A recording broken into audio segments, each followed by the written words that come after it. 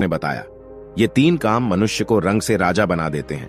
प्रिय दर्शकों, प्राचीन समय काल में एक जंगल में कबूतर और कबूतरी बैठे हुए थे। सर्दियों की रात थी, कड़ाके की ठंड पड़ रही थी।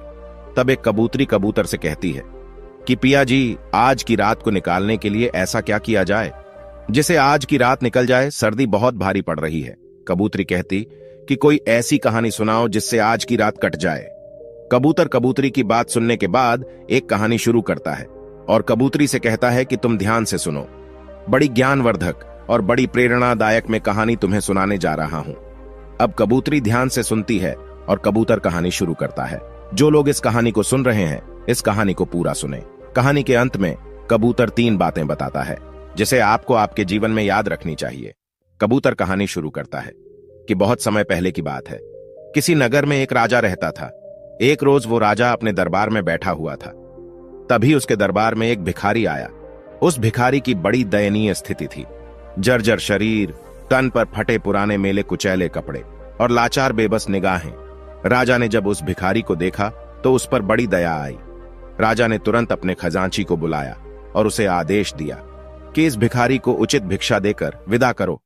प्रिय दर्शकों, भिखारी तो भिक्षा लेकर राजा को धन्यवाद देकर वहां से चला गया, लेकिन राजा के सामने एक प्रश्न छोड़ गया। उस राजा के मन में यह विचार आया कि मैंने ऐसे कौन से शुभ कर्म किए थे जिनके कारण ये राजपथ मिला है, और इस भिखारी ने ऐसा कौन सा कार्य किया था जिसके कारण उसे जिल्लत भरी जिंदगी नसीब हुई है। प्रिय दर्शकों, राजा के मन में यह विचार आते ही अगले दिन राजा ने अपने नगर के सभी विद्वानों की एक सभा बुलाई।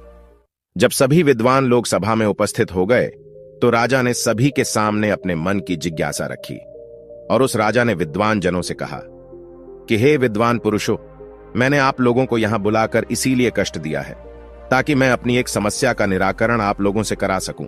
मेरे मन को एक विचार बहुत ही विचलित कर रहा है। राजा के ये वचन सुनकर सभा में बैठे हुए विद्वानों में से एक विद्वान ने खड़े होकर पूछा कि महाराज, ऐसी क्या उलझन है जो आपको विचलित कर रही है? ऐसा कौन सा विचार है जो आपको परेशान कर रहा है? कृपया आप उसे हमें बताएं।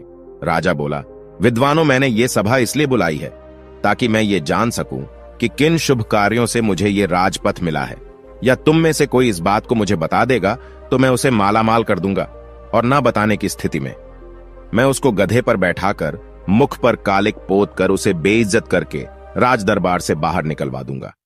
प्रिय दर्शकों, राजा की इन बातों को सुनकर सभा में बैठे सभी विद्वान सकते में आ गए।